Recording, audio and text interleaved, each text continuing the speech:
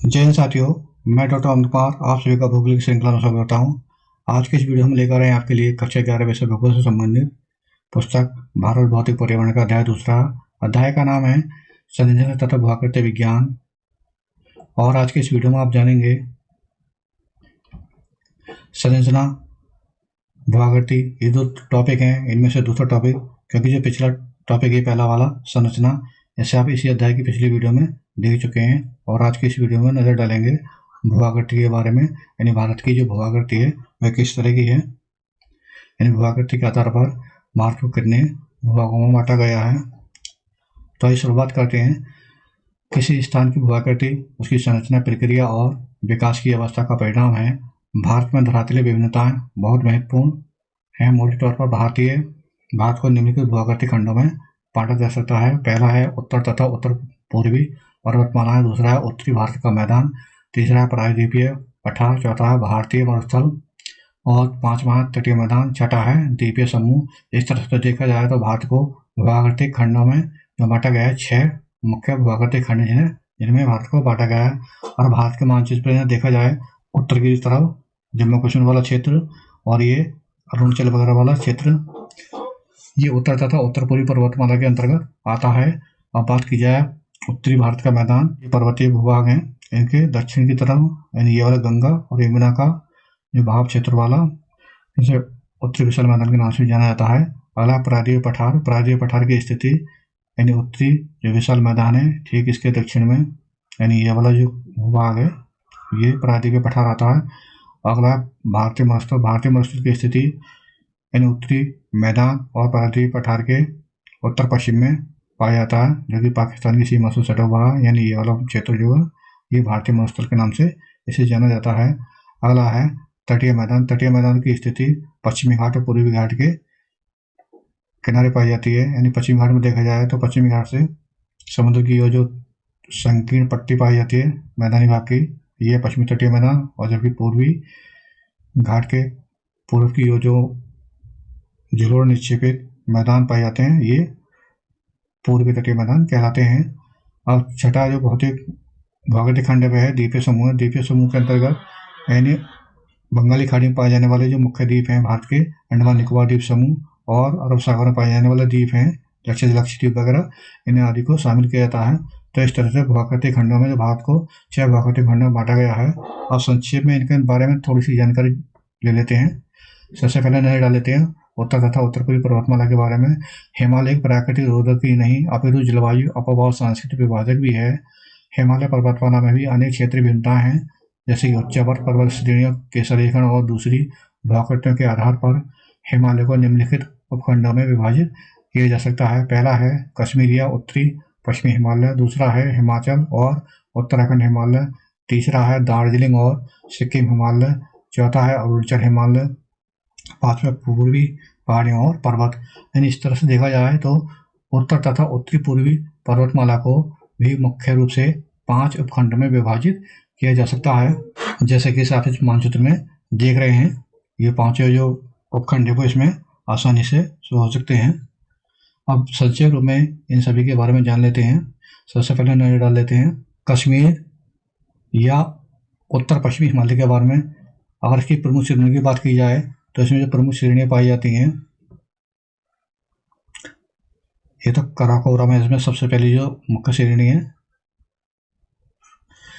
और दूसरी है लद्दाख, तीसरी जास्कर, ये मुख्य श्रेणियां हैं जास्कर और पीरपंजल, ये 4 श्रेणियां इस कश्मीर हिमालय या उत्तर पश्चिमी हिमालय की मुख्य श्रेणियां हैं। ठंडा मरुस्थल की बात की जाए तो इसकी जो अवस्थिति है कश्मीर हिमालय में उत्तरी पूर्वी भाग में पाई जाती है, जो कि बृहत हिमालय और काराकोरम श्रेणी के बीच में पाया जाता है। अब बात कर लेते हैं करेवा के बारे में। करेवा क्या है? यानी कश्मीर हिमालय में अनेक दर्रे हैं, जैसे कि करेवा।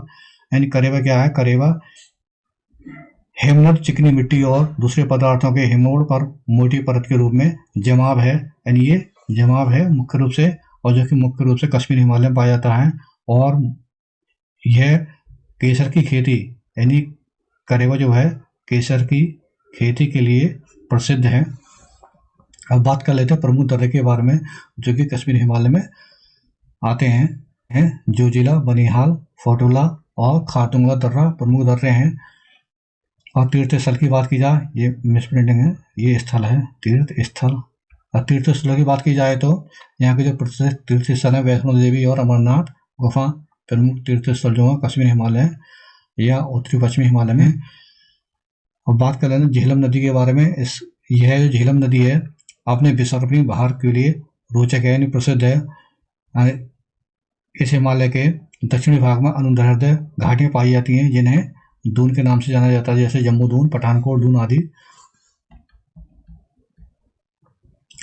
अब बात कर लेते हैं हिमाचल और उत्तराखंड हिमालय के बारे में। सबसे पहले बात कर लेते हैं इसके विस्तार के बारे में। यानी पश्चिम में रावी नदी से लेकर पूर्व में काली नदी यानी घाघरा नदी की जो सहायक है वहां तक इसका विस्तार पाया जाता है। अववाहित नदियां हैं जो इस क्षेत्र की हैं हिमाचल और उत्तराखंड हिमालय की प्रमुख हैं सिंधु और गंगा और उनसे संबंधित सहायक नदियां हैं, जैसे कि सिंधु की सहायक रावी, ब्यास, सतलज और गंगा की सहायक नदियां हैं यमुना और घाघरा जो कि इस क्षेत्र में अववाहित हैं। अब बात कर लेते हैं प्रमुख श्रेणियों की। यानी प्रमुख श्रेणियां हैं यानी हिमालय पर्वत की जो मुख्य प्रमुख श्रृंखलाएं हैं, तीनों श्रृंखलाएं, जैसे कि बृहत हिमालय और लघु हिमालय और शिवालिक हिमालय। ये शिवालिक श्रेणी वो हिमाचल और उत्तराखंड हिमालय के अंतर्गत ही आती हैं। अब बात कर लेते हैं महत्वपूर्ण दून के बारे में। यानी हिमाचल या उत्तराखंड हिमालय में कौन कौन से महत्वपूर्ण दून हैं, जैसे कि इसमें चंडीगढ़ कालका का दून पाया जाता है, नालागढ़ दून, देहरादून, हरिके दून और कोटा दून, ये प्रमुख दून इसमें पाए जाते हैं। मुख्य जनजाति जो क्षेत्र में पाई जाती हैं वह हैं भोटिया, यानी भोटिया जनजाति मुख्य रूप से बृहत हिमालय की घाटियों में पाई जाती है। और इस हिमाचल और उत्तराखंड हिमालय में फूलों की घाटी पाई जाती है जो कि इस पर्वत में गंगोत्री, यमुनोत्री, केदारनाथ, बद्रीनाथ, हेमकुंड जो प्रसिद्ध तीर्थ स्थल हैं वह भी इसी हिमालय के अंतर्गत आते हैं। प्रसिद्ध पांचों प्रयाग यानी नदी के संगम भी इसी हिमाचल और उत्तराखंड हिमालय के अंतर्गत आते हैं। अब बात कर लेते हैं दार्जिलिंग और पश्चिमी हिमालय के बारे में। यहाँ की जो मुख्य जनजाति है वह है तोपचा, जो मुख्य जनजाति है वह यहाँ की तोपचा जनजाति है। तेज बहाव वाली नदी यानी तिस्ता, जो तिस्ता है यहाँ की तेज बहाव वाली नदी है जो कि इसी क्षेत्र में प्रभावित होती है दार्जिलिंग और पश्चिमी हिमालय में। अब बात कर लेते हैं अरुणाचल हिमालय के बारे में।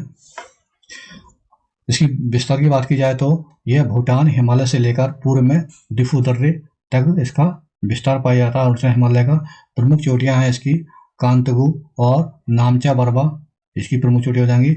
अववाहित नदियां इस क्षेत्र की वह है कामेंग, सुबनसिरी, दिहांग, दिबांग, लोहित। और पश्चिम से पूर्व तक जनजातियों का जो निवास क्रम है वह पाया जाता है इसमें मोनपा, आबोर, मिस्पी और निसी और नागा, ये प्रमुख जनजातियां हैं जिनका क्रम पश्चिम से पूर्व तक है। अब बात कर लेते हैं पूर्वी पहाड़ियों और पर्वत के बारे में। प्रमुख पहाड़ियां इस क्षेत्र की जो है वह पटकाई बूम, नाका पहाड़ियां, मणिपुर पहाड़ियां। और ये पहाड़ियां जो थी उत्तरी भाग में थी और दक्षिण में बात की जाए तो मिजोरम, लोसाई पहाड़ियां पाई जाती हैं। अब वाहिद नदियां, इसकी यहाँ की जो प्रमुख नदी है वाहिद नदी वह बराक नदी है, यानी बराक नदी यहाँ की प्रमुख वाहिद नदी है जो कि मणिपुर और मिजोरम की मुख्य नदी है। और लोकटक जो कि मणिपुर में पाई जाती है। यानी आगे है मोलिसिस बेसिन, यानी मोलिसिस बेसिन मिजोरम में मर्दुल और असंगठित चट्टानों से निर्मित बेसिन है। चिंदबिन नदी यानी चिंदबिन नदी मणिपुर के पूर्वी भाग में जो कि इरावती की सहायक नदी है वह मणिपुर के पूर्वी भाग में अववाहित होती है। अब बात कर लेते हैं उत्तरी भारत का मैदान। उत्तरी भारत का मैदान सिंधु, गंगा, ब्रह्मपुत्र नदियों द्वारा बहाकर लाए गए जलोढ़ निक्षेपों से बना है। इस मैदान की पूर्व से पश्चिम लंबाई लगभग 3200 किलोमीटर है। इसकी औसत चौड़ाई 150 से 300 किलोमीटर है। जलोढ़ निक्षेप की अधिकतम गहराई 1000 से 2000 मीटर है। उत्तर से दक्षिण दिशा में इन मैदानों को 3 भागों में बांटा जा सकते हैं, जैसे कि भावर, तराई और जलोढ़ मैदान। जलोढ़ मैदान को आगे 2 भागों में बांटा जा सकता है, खादर और बांगर। और मुख्य बिंदु आते हैं भावर, यानी भावर जो हमारी पर्वतीय घाटियाँ हैं, जैसे कि हरिद्वार के निकट ये जो शिवालिक श्रेणियाँ हैं, उनके बिल्कुल सटा हुआ जो भूभाग है, जहाँ मोटे मोटे कंकर बजरी पत्थर से आदि से मैदान पाया जाता है। और नदियाँ उनमें ऐसे दिखाई देती हैं कि सूखी नदियाँ दिखाई देती हैं, जबकि उनका जो जल है उन पत्थरों कंकर से नीचे तली में बह जाता है। और तराई क्षेत्र उसके भावर के दक्षिण में पाया जाता है। तराई क्षेत्र जो वहाँ नदियाँ तराई क्षेत्र में ऊपर सतह के ऊपर दिखाई देने लगती हैं। जलोढ़ मैदान वह जो नदी द्वारा निक्षेपित जलोढ़ों के निक्षेप से निर्मित मैदान है, जैसे कि उत्तरी मैदान। जलोढ़ मैदान को दो भागों में बांटा जाता है। खादर, यानी खादर वह मैदान है जहाँ पृथ्वी पर बाढ़ के पानी से निर्मित किया जाता है। और बांगर वह यानी मैदानी भाग का वह ऊंचा भाग जहाँ बाढ़ का पानी ना पहुँच पाता हो, बांगर कहलाता है। अब नजर डालेंगे प्रायद्वीपीय पठार के बारे में। नदियों के मैदान से 150 मीटर की ऊंचाई को ऊपर उठा हुआ प्रायद्वीपीय पठार त्रिकोणीय आकार वाला कटा-फटा भूखंड है, जिसकी ऊंचाई 600 से 900 मीटर है। उत्तर पश्चिम में दिल्ली, कटक, अरावली विस्तार, पूर्व में राजमहल पहाड़ियाँ, पश्चिम में गिर पहाड़ियाँ और दक्षिण में इलायची यानी कार्डमम पहाड़ियाँ प्रायद्वीपीय पठार की सीमाएं निर्धारित करती हैं। मुख्य उच्चावच लक्षणों के अनुसार प्रायद्वीपीय पठार को 3 भागों में बांटा जा सकता है। पहला है दक्कन का पठार, दूसरा है मध्य उच्चभूमि भाग, तीसरा उत्तरी पूर्वी पठार।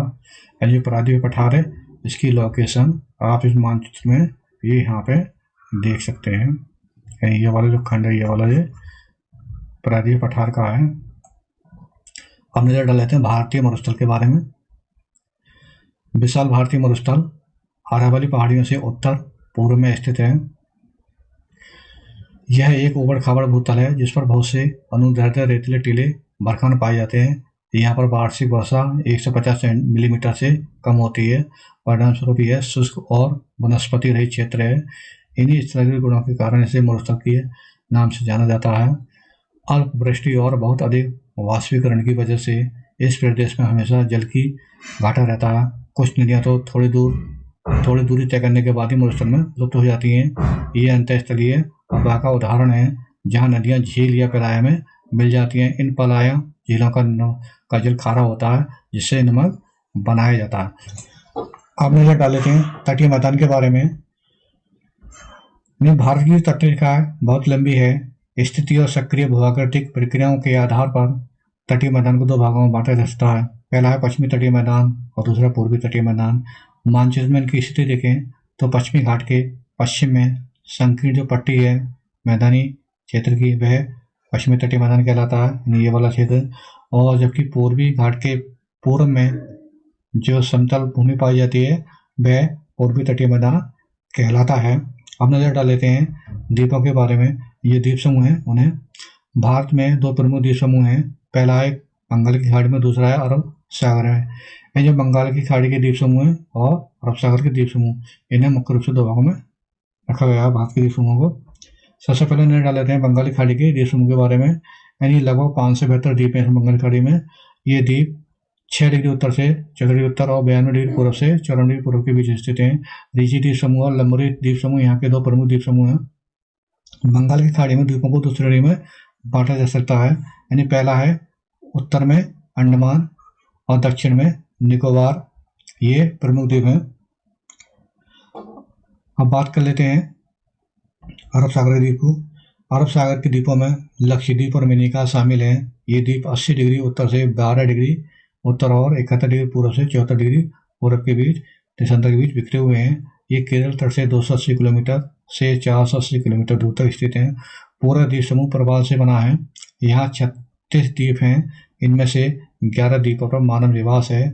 मिनिका सबसे बड़ा द्वीप है, जहाँ क्षेत्रफल 453 वर्ग किलोमीटर है। पूरा द्वीप समूह 10 डिग्री चैनल द्वारा 2 भागों में बढ़ता है। उत्तर में अमन द्वीप और दक्षिण में कनारोरे द्वीप। यानी इस तरह से ये जो द्वीप है अरब सागर द्वीप 2 भागों में बढ़ जाते हैं। Thanks for watching. यदि आपको वीडियो अच्छी लगी तो वीडियो लाइक करें। यदि आप चैनल पर नए हैं तो चैनल को जरूर सब्सक्राइब करें। मिलते हैं अगले वीडियो में नए टॉपिक के साथ। तब तक के लिए धन्यवाद।